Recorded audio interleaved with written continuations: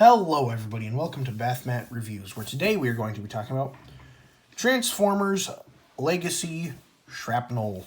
And yeah, this guy is the most expensive out of all of them, and I don't really know why. Like, he's good, don't get me wrong. It's just, he's not the most unique. Maybe it's because in the G1 cartoon he's the leader. Yeah, apparently this guy was the leader. I always thought it was Bombshell. But I guess everybody else did, because most of the time Bombshell's the leader now. But, yeah, so here he is, and he has a pretty interesting design with, like, that's one thing about the Insecticons. Despite them being fairly simple, they also have a really good silhouette that, like, you can pretty clearly tell which one's which. And so, here you got that. And, oh, this is supposed to be here. I switched it for the thumbnail, but... So, yeah, there's the design going on up. And then there's the back. And, yeah, he has the proper amount of purple, in my opinion. Wait a second. Why does he have a... Huh? Hold on. So, if you saw my previous review with Bombshell... you'd know that I mentioned that he has purple here, and then his back is black, but then he has a black chest, but then purple. Huh? I don't understand. I don't know. Doesn't matter. I'm just confused. Anyway, before I forget, box review. So here's the box. There's Shrapnel. He is a stag beetle. And that is Legacy Evolution. You got Transformers, Generations, Takara Tomy. You got the top. You have the side. You have the other side. And, ooh, actually.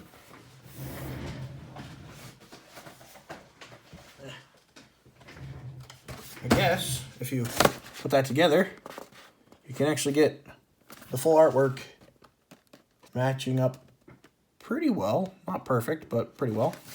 And then you got plastic-free packaging, except for tape and glue. And then you got the bottom. Then you have him. You got the Stag Beetle. You have him in his regular mode. And you have his Evo Fusion, where you take all of his guns and shove them together. And it's a fine. It's fine. The gimmick. It could be worse. A lot worse. So it doesn't really bother me. But yeah, and so that's about it. So now let's talk about the figure. So as you saw with the box, here are his accessories. You have his one gun, then you have his other gun that it also works as his leg, and his other gun. And if you take them all, you can take, plug in, then take, plug in, and then you could have him hold it with two hands and be a big old gun. And that's all fine and dandy and whatever.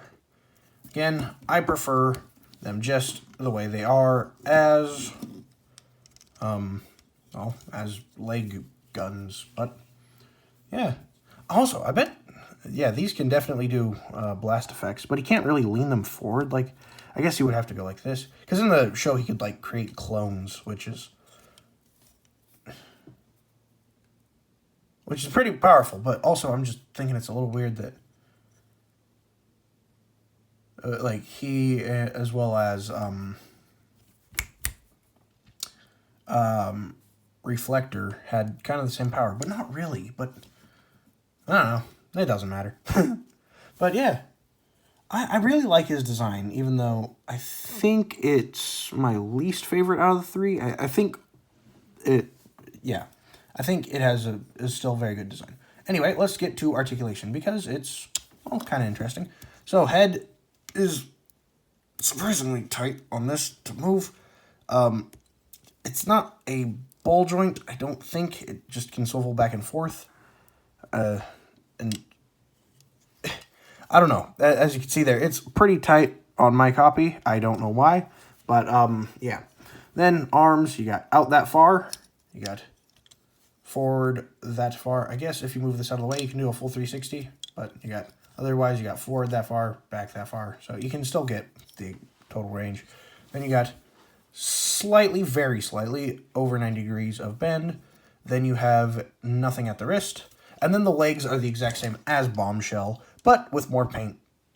So, except he has black here and then, yeah. Anyway, so you got waist swivel, you got forward that far, back that far, out that far, thigh swivel, 90 degrees of bend, and toe goes down.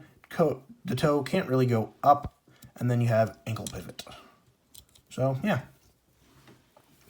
Now, let's bring in the other guys for size comparisons. So, here he is with Bombshell, my previous review. And here he is with Kickback while we're at it. And actually, I'll just put him on this side so that they all line up pretty good. And, yeah, I like these guys. They look quite good together, and it's nice to have a set of Insecticons in my collection now. And then here he is with the Prime unit of measurement, and of course Prime is quite big. And here he is with Batman. Now let's get to transformation, because, well, it's kind of simple, but I guess that's why he's kind of my least favorite, is he's just, he kind of feels like the least original out of the three, but I don't know. I suppose that might be different if I got Bombshell before, after him, but I don't know. Either way, it's still a good transformation. So first, flipping the hands, then flip these plates in over his face, and just bring the pincers up, bring out the arms, rotate, take the legs, flip these back, take this bit, flip that out, straighten out the toes, peg that together, then accordion this up, and peg that in like that. Then take the arms and just bring that down. And then, oh yeah, you're done. But then you can take the gun and store that right there. And yeah, well, it's pretty simple, and it gets the job done, and I still quite like it. Like, as far as a robotic stag beetle goes, I think it works, you know? And, yeah. So, that's about it. Pretty simple, but, you know, I really like these guys, and I would recommend getting them all. It's a very good, they're all very good G1 modernizations, and, yeah. But yeah, so I think that's about it. Thank you all for watching. Remember to like and subscribe. Comment down below what characters I should review next, and I'll get to them as soon as I can. And follow me on YouTube and TikTok. Bye.